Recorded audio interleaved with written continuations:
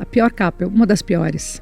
Uma era Pobre Menina Rica. Mentira. Era a chamada da capa. Que é isso? Sacanagem, né?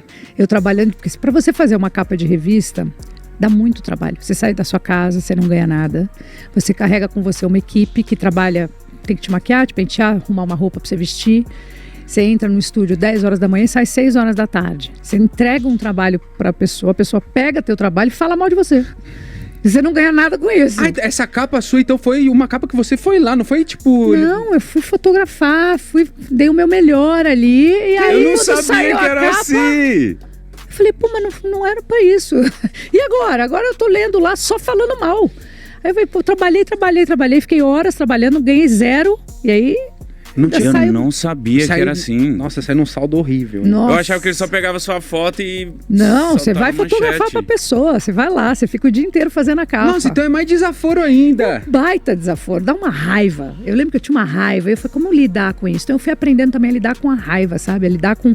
Porque Ué, mas não tinha como falar com os arrombadinhos antes? Tipo, mano, você vai, eu sou capa... Mas não tem... Ah, então, beleza, lógico, pá, tem uma cara assim, ó. Aí você vai Mas na ler. hora que sai...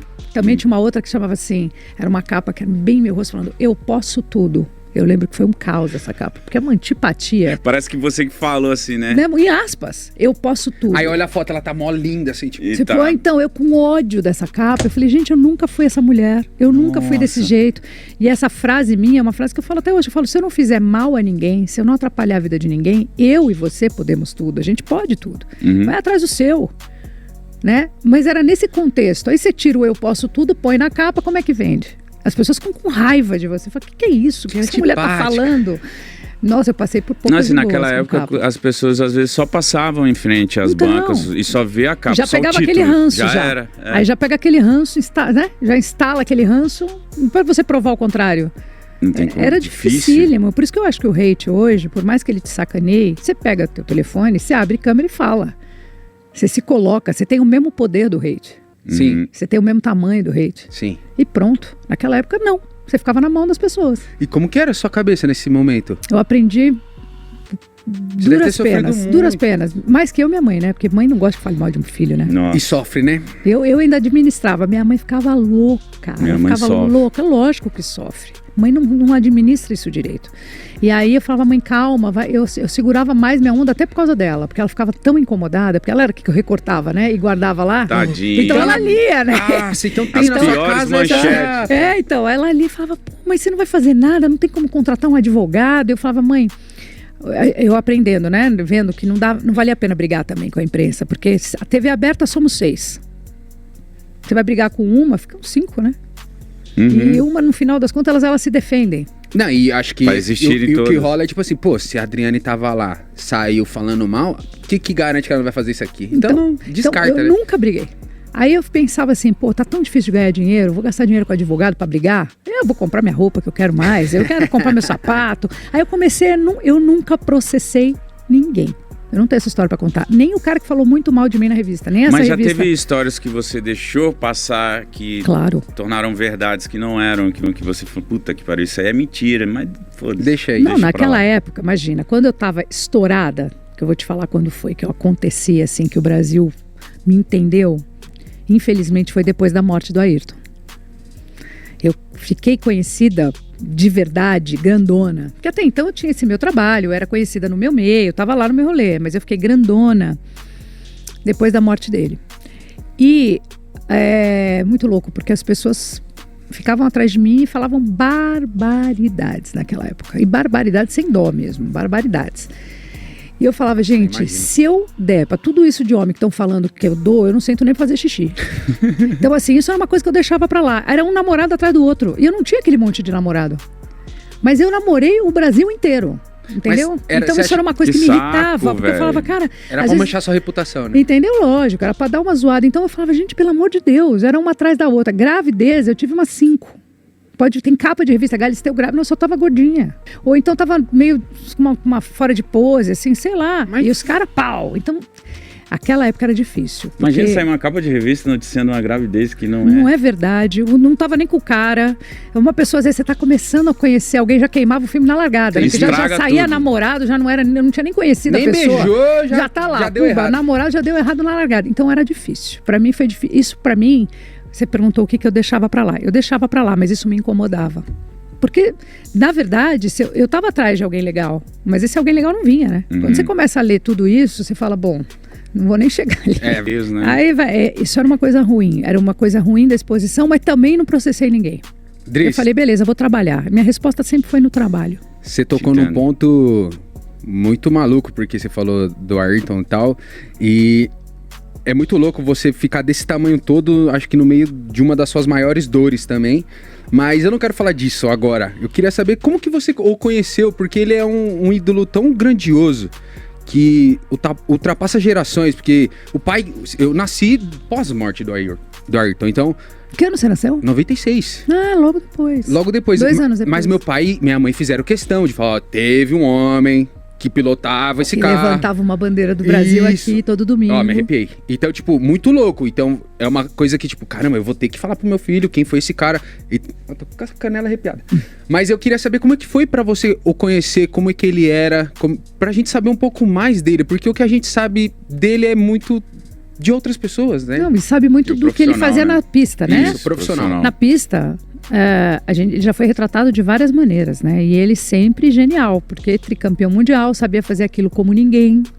O cara era bom, mas obcecado. Mas ele, na intimidade dele, ele falava assim, eu sou foda. Não, ele não era esse cara. Nossa, eu queria muito. Se eu fosse o Ayrton Senna, ia chegar na frente do espelho e falar assim, o pai é embaçado. Não, ele pelo contrário, ele era o cara super, super humilde. Ele era um cara de um coração muito maior do que as pessoas imaginam. Por isso que eu falo, é tão legal poder contar um Ayrton como homem. Porque ele, como homem, ele era tão herói quanto nas pistas. Caraca. Mas só que ele era calado. E isso, muitas vezes, era mal entendido. Porque ele era tímido, ele era discreto. Porque, como naquela época, o que tinha de notícia? Era o paparazzi que ia lá e falava mal de você. Não tinha ninguém fazendo mídia boa, né? Entendeu? Então era muito difícil. O cara não era já um cara que... A vida dele já era muito restrita, né? Um atleta como ele, de alta performance.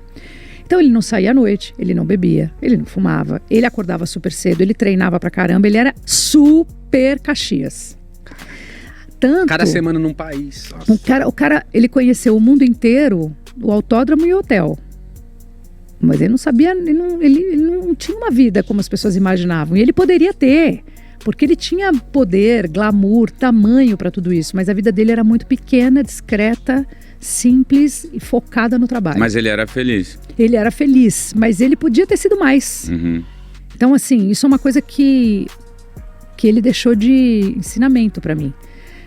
Ele não realizou os 3 sonhos mais importantes da vida dele que ele vivia falando, que era ir pra Disney, ele morreu sem ir. Pô, ele não foi. Cara, o sonho do Ter um filho e correr na Ferrari. Ele não realizou nenhum dos 3. Correr na Ferrari, tá bom, dependia muito de outras coisas. Mas ir pra Disney? Já dava. Ter um filho? Sim. Entendeu? Então, assim, ele me deixou um senso de urgência, sabe?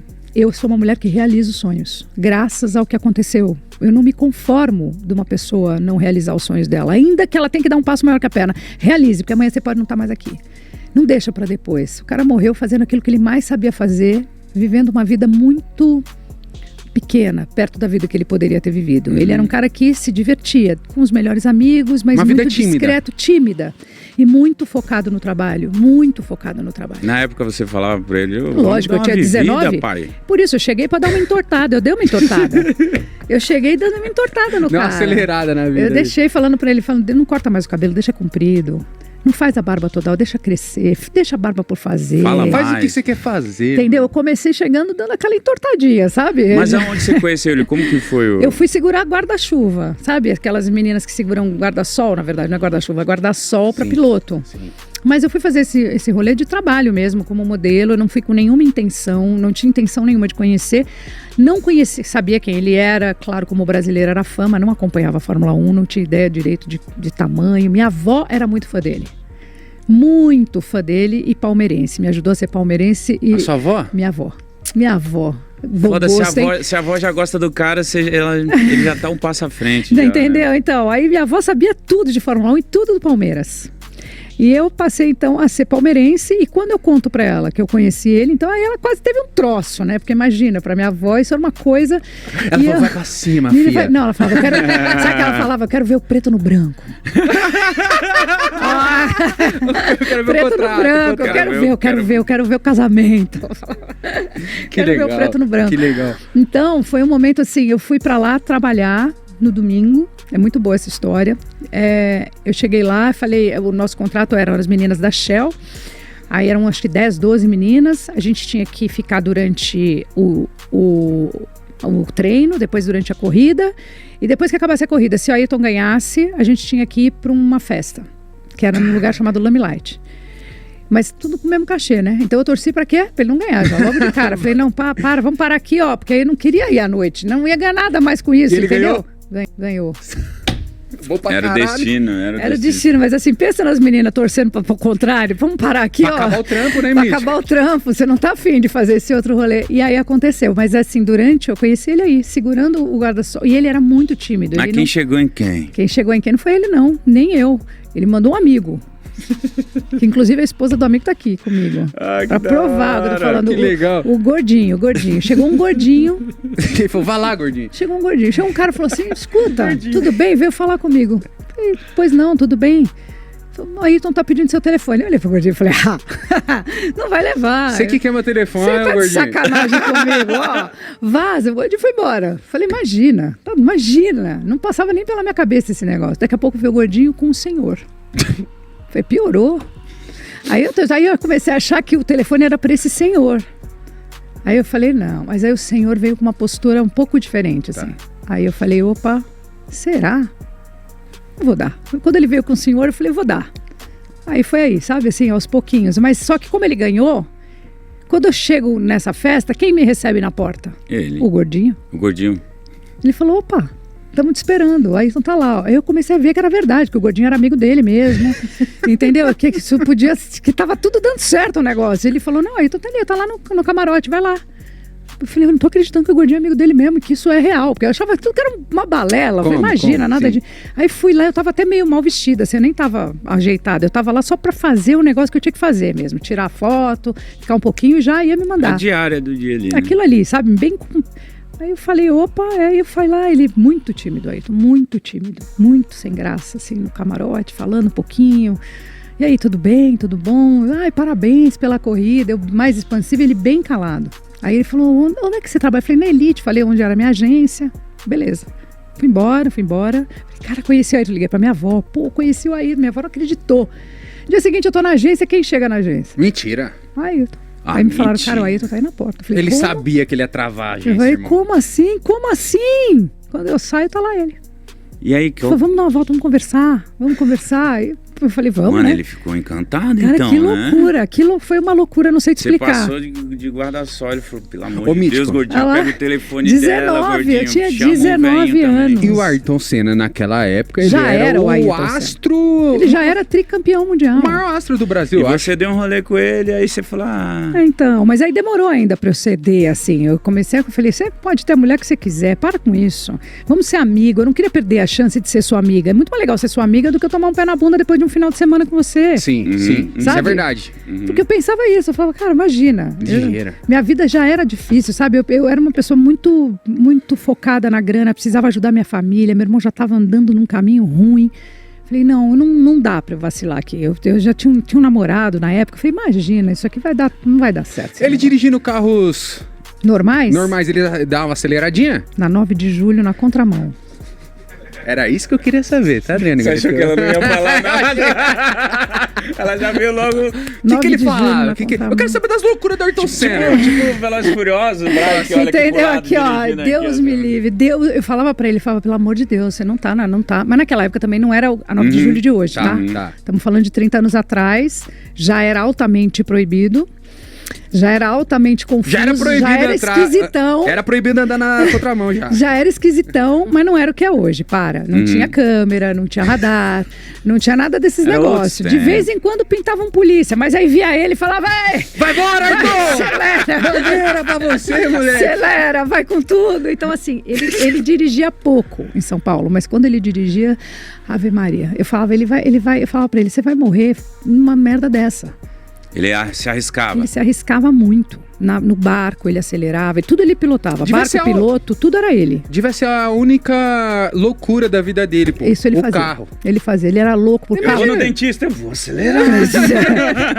Ele andava de moto, ele tinha uma moto mexidona, mas ele não andava de moto aqui, ele andava de moto na fazenda, ele tinha uma pista pra moto. Ele ficava doido naquela moto. Ele falava, ele vai cair, ele vai se arrebentar, porque era tudo no máximo, era tudo no máximo. Ele era ariano também, como eu, e a gente tem uma coisa, esse signo tem uma coisa do exagero. É, pro bom e pro ruim. E olha que eu não sou essa mulher mística, não, mas a maioria dos arianos que eu conheço tem uma coisa exagerada. É. Briga demais, chora demais, ama demais, tudo é muito. Vive demais. Vive demais.